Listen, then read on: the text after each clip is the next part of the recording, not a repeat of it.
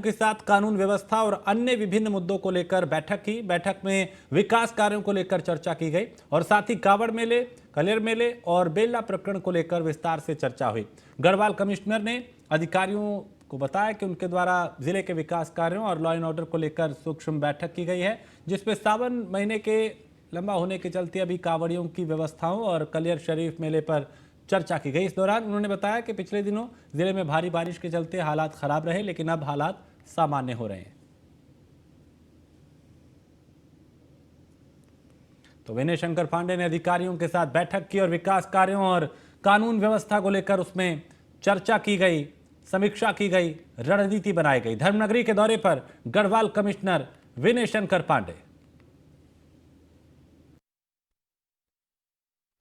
Senior officers हैं, उनके साथ जनपद हरिद्वार के कुछ विकास संबंधित कार्यों के बारे में और लॉ एंड ऑर्डर के सिचुएशन को लेकर एक बैठक की है और बैठक संक्षिप्त थी। गवर्नमेंट ऑफ इंडिया की टीम आई थी और वो एक पूरा सर्वे करके यहाँ से गई हुई है और उनकी क्या रिकमेंडेशन आती है उसके बेसिस पे हाँ ये सही है कि जो तात्कालिक सहायता दी जा सकती थी जिला प्रशासन से, राज्य सरकार की ओर से, वो सब मुहैया करा दी गई उनको। साथ ही साथ जो नुकसान हुआ है हमारी गवर्नमेंट प्रॉपर्टीज़ का, सड़कों का, बिजली के ट्रांसफार्मर का, सरकारी बिल्डिंग्स का, या जो लोगों के घर भी क्षतिग्रस्त हुए थे, उनकी भी एक विस्तृत। और उत्तराखंड में भू अध्यादेश और यूसीसी को लेकर प्रदेश सरकार ने अपने कदम काफी आगे बढ़ा दिए हैं। प्रदेश में यूसीसी को लेकर गठित की गई कमेटी ने अपनी रिपोर्ट तैयार कर ली है और जल्द ही ये रिपोर्ट मुख्यमंत्री पुष्कर सिंह धामी को सौंपी जाएगी। वहीं भू अध्यादेश को लेकर भी प्रदेश में लंबे समय से मांग चल रही है, इसे लेकर सरकार सकारात्मक कदम उठाए। प्रदेश के कैबिनेट मंत्री प्रेमचंद अग्रवाल ने कहा कि यूसीसी को लेकर सरकार ने कदम काफी आगे बढ़ा दिए हैं और जल्द ही इसके रिजल्ट भी सामने आएंगे। वहीं उन्होंने भू अध्यादेश को लेकर भी कहा कि प्रदेश में इस समय जो स्थिति दिख रही है उसके तहत प्रदेश में भू अध्यादेश को जल्द लागू करना बहुत जरूरी हो गया है। हमारा प्रदेश पहला प्रदेश होगा देश का जो इस प्रकार का कदम बढ़ा रहा है, कानून ला रहा है और बहुत जल्द उसमें हम लोग सरकार की ओर से मैं कह सकता हूँ बहुत जल्द उस पर निर्णय होने वाला है। और इसी प्रकार भू अध्यादेश जिसकी हम बात कर रहे हैं, चूँकि हमारे यहाँ की जनता की भी मांग है और जरूरी भी है, ये मुझे लगता है कि आज इसकी आवश्यकता भी लगती है। जो हालात मैं देख रहा हूँ, ऐसी स्थिति में जो प्रस्ताव हमें मिला है, सरकार को मिला है, वो परीक्षण के उपरांत उस पर भी हम एक कड़ा भू कानून लाने की स्थिति में है। और बेरोजगार संघ के अध्यक्ष बॉबी पवार ने प्रेस कॉन्फ्रेंस कर उत्तराखंड स्वास्थ्य महकमे पे बड़े सवाल उठाए।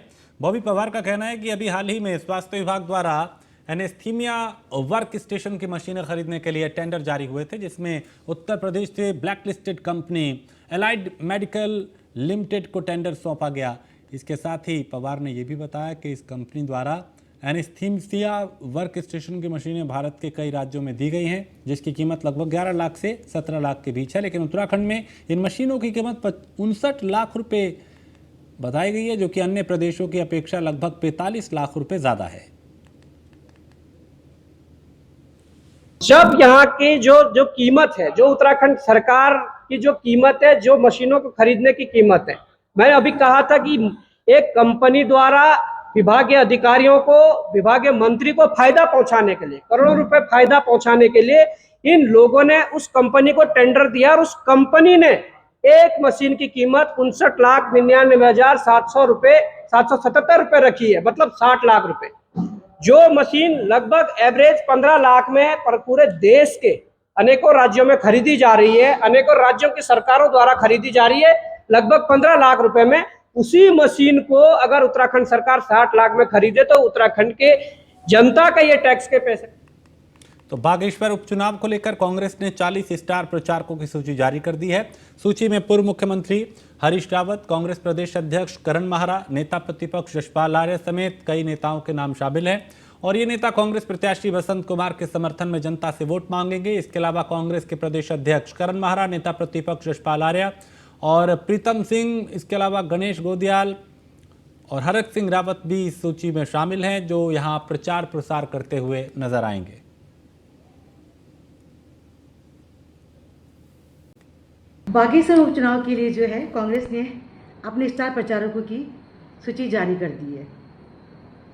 उसमें हमारे जो संगठन के जो अध्यक्ष हैं और बड़े शीर्ष नेता हैं, उनकी सूची के साथ साथ हमारे जो है प्रभारी देवेंद्र यादव जी, कर्ण महाराज जी, यशपाल आर्य नेता प्रतिपक्ष, पूर्व मुख्यमंत्री हरीश रावत जी, पूर्व नेता प्रतिपक्ष प्रीतम सिंह जी और सभी विधायकगण, सबको उसमें सम्मिलित किया गया है। अब सारे के सारे हमारे नेता जो हैं बागेश्वर में जा रहे हैं ताकि हम विजय हासिल कर सकें और हमारे कार्यकर्ता, हमारे सारे नेता सब एकजुट होकर के वहाँ पे चुनाव लड़ रहे हैं। बागेश्वर उपचुनाव के लिए जो है कांग्रेस ने अपने हरिद्वार सांसद रमेश पोखरियाल निशंक ने रुड़की में प्रेस कॉन्फ्रेंस की और उन्होंने कहा कि बीजेपी के 9 साल कांग्रेस के अब तक के कार्यकाल पर भारी हैं। बीजेपी के राज में आज तेजी से सड़कों का जाल देश में बिछ रहा है। प्रधानमंत्री आवास योजना, जनधन योजना, प्रधानमंत्री किसान सम्मान निधि समेत अनेक योजनाओं का जनता को लाभ मिल रहा है। 2018 में भी विपक्ष अविश्वास प्रस्ताव लाया था। इसके बाद 2019 के चुनाव में बीजेपी को बड़ी जीत मिली। 23 में भी अविश्वास प्रस्ताव लाया गया है। अब 24 में भी बीजेपी को बड़ी जीत मिलेगी। हमारे वत्स जी ने अपने अंग्रेज़ों के खिलाफ और देश के लिए, राष्ट्र के लिए जो ध्वज फहराया था तिरंगा, उनको गोलियों से भून दिया था हरिद्वार के रेलवे स्टेशन पर। हमारे इनके गांव, हमारे जिला पंचायत अध्यक्ष जी का जो गांव है मानकपुर, वहाँ से फतेह सिंह और उराव सिंह कहाँ जाकर के उनको फांसी की सजा दी गई थी। ऐसे जुनूनी लोग हमारे ज़िले में रहे और इसलिए हमारा पूरा ज़िले में इस समय ये वातावरण है। मेरे और राज्य मंत्री अजय भट्ट ने नैनीताल के कैलाखान क्षेत्र में सेना की भूमि पर प्रस्तावित कार पार्किंग निर्माण स्थल का निरीक्षण किया। इस दौरान उन्होंने कहा, जल्द ही देश भर में कैंटोनमेंट बोर्ड को नगर पालिका और नगर निगमों में शामिल कर लिया जाएगा। इसके अलावा अतिक्रमण के नाम पर प्रदेश भर में किसी के साथ अन्याय नहीं होगा। इसके लिए हाईकोर्ट में विशेष अपील दायर की जाएगी। सांसद ने कहा कि बीते कई साल से कैलाखान के पिगरी क्षेत्र में कार पार्किंग निर्माण की मांग हो रही थी। ऐसे में कार पार्किंग के प्रस्ताव पर सरकार ने अपनी संतुष्टि दे दी है और जल्द ही क्षेत्र में करीब 1000 वाहनों के लिए कार पार्किंग निर्माण का काम शुरू किया जाएगा।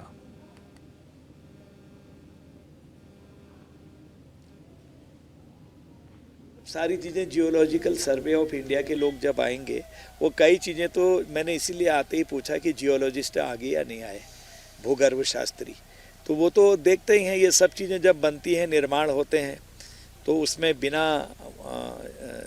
इसके जो साइंटिस्ट हैं हमारे जियोलॉजिकल सर्वे ऑफ इंडिया के, तो जियोलॉजिस्ट जो हैं भूगर्भ शास्त्री, उनकी रिपोर्ट तो अंतिम रिपोर्ट होती है। उसका इनकम सारी हमारी कैंटोनमेंट बोर्ड को जाएगी। ऐसा हमारा विचार है कि अगर ये हम सफल हो गए तो इनकम भी कैंट को ही जाएगी। हमारी मल्टी लेवल पार्किंग का अगर कहीं होता है तो 1,500-2 हज़ार यहाँ आ जाएंगी और ऊपर हमारा जो अभी खाली कराया था ऊपर मेट्रोपोल, वहाँ आ जाएंगे। और पूर्व प्रधानमंत्री राजीव गांधी की जयंती पर देहरादून में महानगर युवा कांग्रेस ने देहरादून कांग्रेस भवन में रक्तदान शिविर का आयोजन किया, जिसमें बड़ी संख्या में कार्यकर्ताओं ने रक्तदान किया। इसके साथ ही दून अस्पताल में फल वितरण भी किया गया। महानगर कांग्रेस अध्यक्ष जसविंदर सिंह गोगी ने कहा कि आज के दिन राजीव गांधी के द्वारा किए गए कार्यों को याद किया जा रहा है। राजीव गांधी ने युवाओं को मतदान का अधिकार दिलाया, उसके साथ ही IT क्षेत्र में एक नई क्रांति लाने का भी काम किया। राजीव जी का जो कार्यकाल भी रहा है और राजीव जी ने जो काम किए हैं, आज उन काम को हम लोग याद कर रहे हैं। भले वो पंचायती राज को लेके हो, जो उन्होंने पावर्स दी प्रधानों को, और युवाओं को जो मत का अधिकार देने का काम किया, और साथ साथ IT सेक्टर में जो क्रांति लाए, ये सब राजीव जी की देन है। तो आज के दिन पे उनको नमन करते हुए, श्रद्धांजलि देते हुए हम लोगों ने ब्लड कैंप का भी आयोजन किया है और साथ साथ हम लोग दून अस्पताल में फल वितरण भी कर रहे हैं। और उनके किए जो योगदान है और जो उनके काम है, वो सदैव हिंदुस्तान जो है याद रखेगा और वो कभी भुलाए नहीं जा सकता। राजीव पूर्व प्रधानमंत्री राजीव गांधी की जयंती पर मसूरी कांग्रेस भवन में एक कार्यक्रम आयोजित किया गया, जिसमें कांग्रेस कार्यकर्ताओं ने राजीव गांधी के चित्र पर पुष्प अर्पित कर उन्हें श्रद्धांजलि अर्पित की।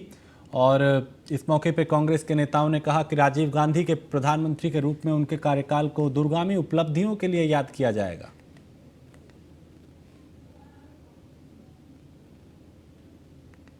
देश के पूर्व प्रधानमंत्री स्वर्गीय राजीव गांधी जी की जयंती पर उन्हें याद किया है और उनको याद करना इसलिए भी ज़रूरी है कि वो इस देश के लिए ऐसे कार्य अपने अल्प कार्यकाल में कर गए हैं जो अपनी अमिट छाप छोड़ गए हैं भारत के इतिहास में। उन्होंने संचार क्रांति से लेकर पंचायती राज से लेकर ऐसे ऐसे कार्य किए हैं जिनको गिनाना मेरे लिए बहुत मुश्किल होगा, लेकिन उनके जो कार्य किए गए हैं आज उन्हीं को आगे बढ़ाया जा रहा है और उनको आगे बढ़ाना भी चाहिए। उन्हीं के दिए हुए एक मॉडल पर जब वो कंप्यूटर लाए थे तो लोगों ने कहा था कि कंप्यूटर आ जाएगा तो लोग बेरोज़गार हो जाएंगे, तो आज देख रहे होंगे कि आज जो भारत की स्थिति है, आज इसी कंप्यूटर की वजह से कितने ही युवाओं को और कितने ही लोगों को देश के। उनका जन्मदिवस है और उनका जन्मदिवस मनाने के लिए हम सब यहाँ एकत्र हुए थे और मैं ये कहना चाहूँगी कि ऐसी शख्सियत जिन्होंने कि एक राजसी परिवार में जन्म लिया और जो कि राजनीति में थे भी नहीं, वो एक पायलट थे, परंतु उसके बाद उनको राजनीति में आना पड़ा अपनी माता जी की मृत्यु के बाद, और उन्होंने थोड़े ही समय में देश को ऐसी ऊंचाई पर पहुँचाया कि हम उसको आज तक याद करते हैं। पूरे देश का नाम हमारे विश्व भर में रोशन किया है। उनको सूचना क्रांति का दाता और युवाओं को 18 वर्ष की उम्र में वोट देने का अधिकार, नवोदय। पुरानी पेंशन बहाली की मांग को लेकर 1 अक्टूबर को दिल्ली में शंखनाद महारैली का आयोजन किया जाएगा। 1 अक्टूबर 2005 को ही पुरानी पेंशन बंद कर दी गई थी। पुरानी पेंशन बहाली की मांग को लेकर कर्मचारी सांसदों के आवास पर घंटी बजाओ कार्यक्रम चला रहे हैं। इसके तहत कर्मचारियों ने देहरादून में हरिद्वार सांसद रमेश पोखरियाल निशंक के आवास पर घंटी बजाओ कार्यक्रम चलाया। इसके बाद 1 अक्टूबर को दिल्ली में शंखनाद महारैली निकाली जाएगी और पुरानी पेंशन बहाली को लेकर कर्मचारी नेता संगठन के प्रदेश अध्यक्ष जीतमणि पैन्युली ने कहा कि उत्तराखंड में सांसदों के आवास पर घंटी बजाओ कार्यक्रम चलाकर पुरानी पेंशन बहाली के लिए दबाव बनाया जा रहा है। देखिए, लोकतंत्र में हमारे पास यही तरीका है कि बार बार आंदोलनात्मक कार्य प्रदर्शन करते रहे हैं और अभी आपने देखा राजस्थान, छत्तीसगढ़, झारखंड, पंजाब एवं हिमाचल पुरानी पेंशन बहाल हो चुकी है, कर्नाटक में होने वाली है और ये सरकारें भी समझ रही हैं कि जिस तरह से यदि कर्मचारियों को अनदेखा किया गया तो इसके दुष्परिणाम उनको देखने को मिलेगा। और मैं समझता हूँ कि सरकार के जो राजनीतिक पंडित होंगे, राजनीतिक सलाहकार होंगे, वो समय रहते उन्हें सही सलाह देंगे और पुरानी पेंशन बहाल। और जिलाधिकारी नैनीताल वंदना सिंह ने कालाडूंगी तहसील के आपदा प्रभावित क्षेत्र और विभिन्न विकास परियोजनाओं का निरीक्षण किया। इस दौरान जिलाधिकारी ने देवलचौर गांव में जल जीवन मिशन के तहत निर्माणाधीन नलकूप, वैकल्पिक दामलाबाग, mini stadium, Kaladhungi iron foundry, सिंचाई नहर परियोजना और कई दूसरी योजनाओं का यहां पे निरीक्षण किया।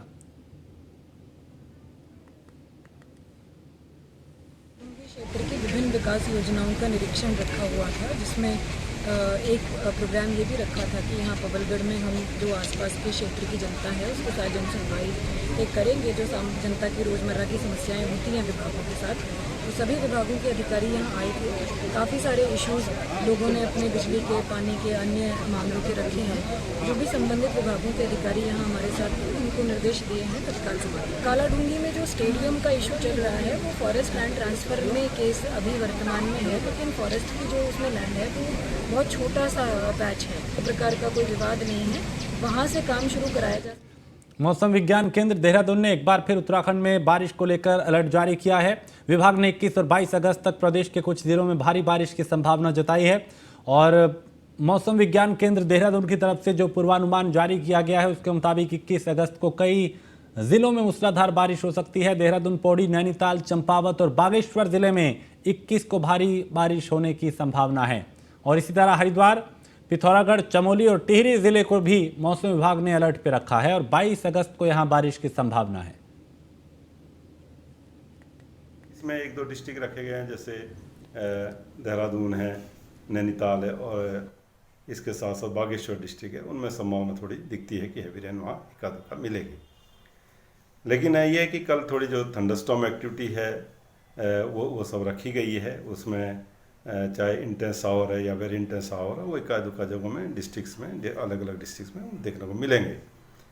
तो आप कल कह सकते हैं थोड़ी एक्टिविटी ज़्यादा रहेगी, पर आज जो है एक्टिविटी कमी है। 19 तारीख की अगर बात करते हैं, जब 21 तारीख में जा रहे हैं तो एक्टिविटी बढ़ेंगी। 21 को आप ये कह सकते हैं कि ज़्यादातर जगहों में बारिश मिलेगी, हल्की से मध्यम, और जहाँ तक भारी से बहुत भारी वर्षा की बात है तो उसमें हमने अभी देहरादून, पौड़ी, इसी तरह नैनीताल, चंपावत और बागेश्वर को रखा है। हरिद्वार में हर की पौड़ी पे रविवार को आस्था और देशभक्ति का अनोखा संगम दिखाई दिया। देश के अलग अलग स्थानों से आकर मुल्तान समाज के लोगों ने हाथ में तिरंगा लेकर हर की पौड़ी पर पहुंच के धार्मिक माहौल को देशभक्ति के रंग में रंग दिया और मां गंगा के साथ जमकर दूध की होली खेली और मां गंगा में 113 कमल के फूल भी प्रवाहित किए। बता दें कि मुल्तान जोत महोत्सव के 113 साल पूरे हो चुके हैं। हरिद्वार में जोत लाने की परंपरा 1911 की है, जब पाकिस्तान के रहने वाले लाला रूपचंद मुल्तान से पैदल जोत लेकर हरिद्वार पहुंचे थे। तभी से ये लोग लाला जी की उस परंपरा को आगे बढ़ाते चले आ रहे हैं।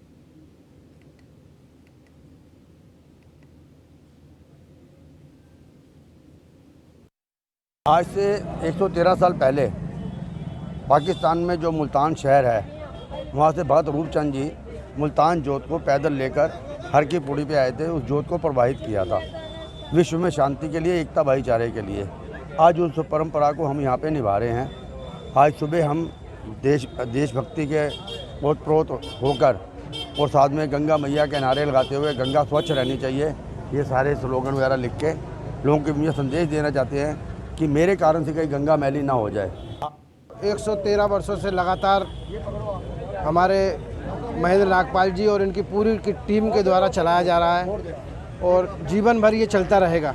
जब तक माँ गंगा बुलाती रहेगी हम लोग आते रहेंगे और मैया में डुबकी लगाते रहेंगे और इसी तरह ये कार्यक्रम चलता रहे, ऐसी हम शुभकामना करते हैं और सभी देशवासियों को शुभकामनाएं। मुल्तान जोत का कार्यक्रम आज गंगा मैया के उसमें, और हम लोग जो ये कमल के फूल जो लाए हैं और मुल्तान जोत का जो हम लोग एक वो रखते हैं जोत जली हुई, उसको भी गंगा मैया में प्रभावित करते हैं और आज हम लोग कमल का फूल मैया में प्रभावित करते हैं।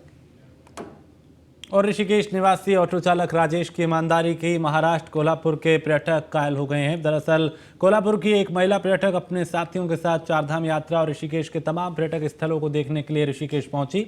इस दौरान वो अपने साथियों के साथ एक ऑटो में राम झूला से मायाकुंड के लिए बैठ गए और मायाकुंड में उतरने के बाद महिला पर्यटक का पर्स ऑटो में ही छूट गया, जिसमें हजारों रुपए की नकदी, महंगा मोबाइल फोन और जरूरी दस्तावेज रखे थे। कुछ दूरी पर जाने के बाद ड्राइवर ने ऑटो की पिछली सीट पर पर्स गिरा हुआ देखा, लेकिन काफी तलाशने के बाद भी पर्यटक मायाकुंड में ऑटो चालक को नहीं मिली, जिससे राजेश ने पर्स मिलने की जानकारी ऑटो यूनियन के अध्यक्ष वीरेंद्र भारद्वाज को दी। जिसके बाद पर्स में रखे मोबाइल को ऑन करके पर्यटकों की तलाश की गई और महिला पर्यटक को उसका सामान सुरक्षित लौटा दिया गया।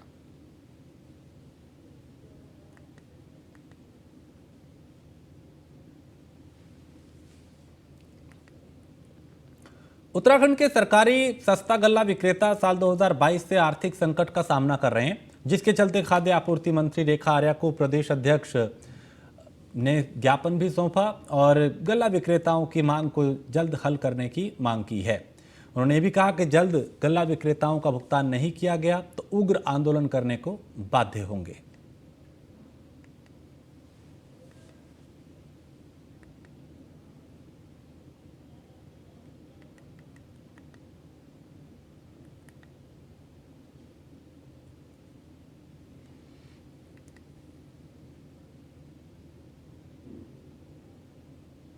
तो आर्थिक संकट से जूझ रहे गल्ला विक्रेता और फ्री राशन वितरण का कई महीनों से नहीं हुआ भुगतान। गल्ला विक्रेताओं ने खाद्य आपूर्ति मंत्री को ज्ञापन भी सौंपा। इसमें सहकारी सस्ता गल्ला विक्रेता, मैं समझती हूँ कि जब से मैंने जिम्मेदारी संभाली है, मेरी ये सदैव कोशिश रही है कि वो परेशान ना हो, उनको किसी भी प्रकार का कष्ट ना हो। समय दे समय पर मैं कह सकती हूँ जिस प्रकार से उत्तराखंड में सस्ता गल्ला विक्रेताओं को लाभांश से लेकर भाड़ा तक का भुगतान यहाँ पर किया गया है, जो कि पुरानी पेंडेंसी भी थी और अन्य प्रदेशों की तुलना में उत्तराखंड बेहतरीन स्थिति में है। यह बात स्वयं सस्ता गल्ला विक्रेता भी इसको एक्सेप्ट करेंगे। पिछले अप्रैल माह से, ये अप्रैल 2023 से लगातार रेगुलर का हमें लाभांश नहीं मिला हुआ है NFS, राष्ट्रीय खाद्य सुरक्षा योजना का। और उससे पहले जब प्रधानमंत्री गरीब कल्याण अन्न योजना का फ्री का राशन, जबकि लोग अपनों के अंतिम संस्कार में भी शामिल नहीं हो रहे थे, ऐसी विपत्ति की घड़ी में, ऐसे संकट की घड़ी में, ऐसी महामारी में हमने राशन वितरित किया। सरकार की महत्वाकांक्षी योजना को हमने जन जन तक पहुंचाया और सरकार ने उसमें लोकप्रियता भी हासिल की। आज हम कहते कहते थक गए हैं और हमारी समस्याओं को कोई भी सुनने वाला नहीं है। तो आज हम विवश होकर, मजबूर होकर के इस सरकार से ये जानना चाहते हैं कि इस सरकार ने हम कंट्रोल के दुकानदारों के लिए और हमारे बच्चों के लिए कौन सा गुरुद्वारा निश्चित किया है जिसमें हम 2 वक्त का भोजन अपने बच्चों के साथ। ऋषिकेश के रायवाला थाना क्षेत्र के सौंग नदी में बहने से एक किशोर की मौत हो गई। पुलिस ने शव को लेकर पोस्टमार्टम के लिए भेजा और रायवाला थाना पुलिस के मुताबिक प्रतीत नगर रिका निवासी 16 वर्षीय यश राणा नहाने के लिए नदी में चला गया था, तभी यश नदी के तेज बहाव की चपेट में आ गया और उसमें बह गया।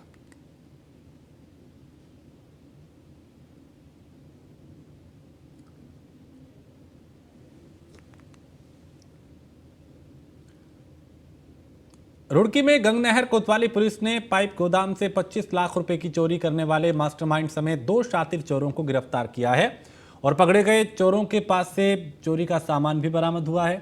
पुलिस ने पकड़े गए आरोपियों के पास से चोरी की हुई 8 लाख रुपए की रकम भी बरामद की है। इस पर हमारी टीमों ने सुराग रसी पता रसी करी, जिसमें इमामुल हक नाम का एक व्यक्ति था जिसको कुछ दिन पूर्व ही इन्होंने नौकरी से निकाला था और उसको संपूर्ण जानकारी रहती थी कैश कहाँ रहता है और कितना कैश सेल के बाद रखा जाता है। इसके आधार पर पुलिस टीम लगी थी, उसको गिरफ्तार किया गया। पूछताछ में उसने बताया कि उसने अपने अन्य 3 साथियों जो इंतजार और अन्य 2 साथियों के साथ जो इस घटना को अंजाम दिया था और जो पैसे आए थे उन्होंने बराबर अपने बीच में बांट लिए। अभी तक 8 लाख रुपए जो मेन अभियुक्त था इमामुल हक और उसका जो साथी था इंतजार, उससे बरामद किए गए। अन्य जो इनके साथियों के बारे में पुलिस को जो जानकारी मिली उस पर टीम लगाई गई है। तो मुझे लगता है कि जो भी कैश गया होगा 2 अन्य जो अरेस्ट होंगे तो उनसे रिकवरी करने में तभी पूरा समस्त इसमें कैश बरामद हो पाएगा। इस पर हमारी टीमों ने सुराग रसी। और इसी के साथ इस बुलेटिन में फिलहाल इतना ही। आप बने रहिए न्यूज़ 1 इंडिया के साथ।